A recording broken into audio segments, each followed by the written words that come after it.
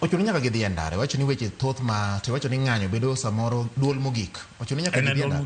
Yes, en duol mogik nikech ng'ane na gima rowere gi endi osekwayo sani ndi gikwayo aneno ka gikwayo weche moko ang'wen.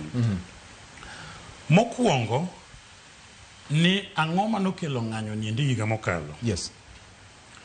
Ne weche mane finance bill 2024 dhi kelo ne weche ma pod dhi medo njao pi moserudore marach cha ema omiyo ne ging'anyo. Koro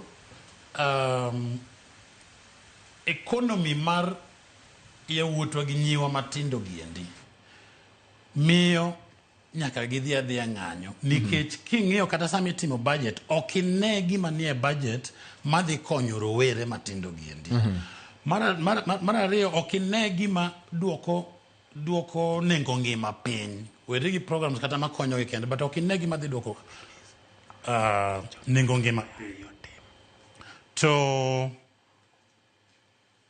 koro ka gidhi e ng'anyo ni neno mana ka gin gi smartphones to gi placards. Yes. Jogi nokoting'o runge kaka moko man waneno week mokalo juma mokalo tich ang'wen mokalo chendi. Yes. Jogi ne ni mana gi smartphones, water bottle gi modho pi to gi placards. Magi be jomi goyo minego nikech so far report mwayudo kuom IPOA ni nyithindo matindo 60 nolal e ng'anyo mwendi. Okay.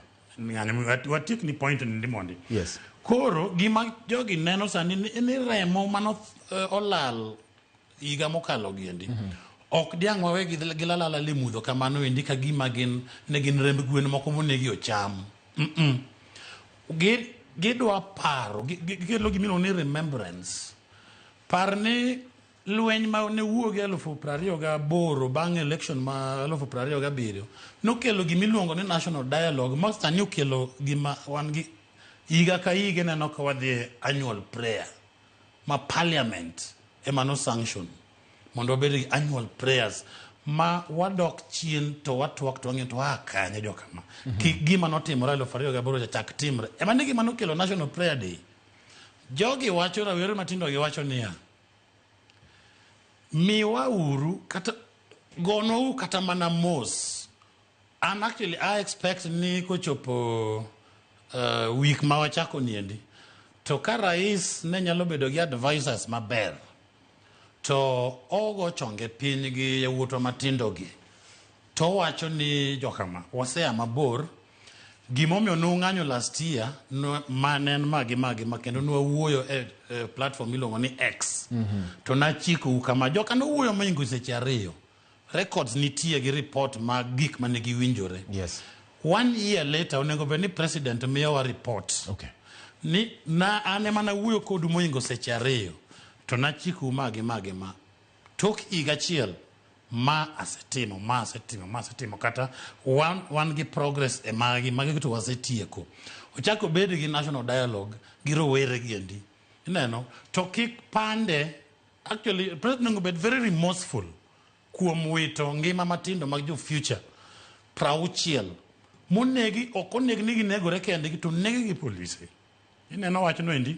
Koro en kaka national figure en wuoro onego bed ni sama Gen Z dhi timo rapar ma iluongo ni commemoration to bed kanyakla gi rowere matindo gi. Okay. E gima chalo kaka national dialogue and national prayer day, national remembrance.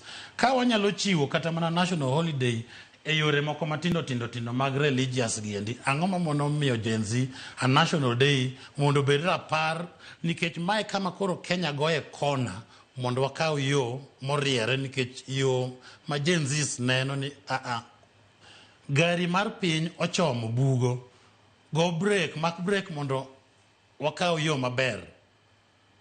Mane gima jogi wacho ok apar ni Gen Z rowere matindo giendi ni gidhi e ndara mana nikech nitiere mor e ndara kanyo nitiere lit mang'eny e chunygi to kata nyathini kigno nyathini e odi emiwinjo samo nyathi odere to batio gima lite kabisa ni in owuon kaka ja Kenya ko yudi kidwa deri to sirikal maki matweyi e ngima ni owuon nikech ngima ni owuon en ngima sirikal mar Kenya en past you be mimi ID in mwandu Kenya to in ko yudi ni dwa deri to ka koro kar mondi deri to police manegi to police no be ok maki miwa uru jok mano sponsor ka sirikal ni serious gi miwa jok mano sponsor ng'anyo jo mane goyo jok mane ng'anyo mamuol e wik mokalo mine no kutinga rungi kandi wang'eyo gi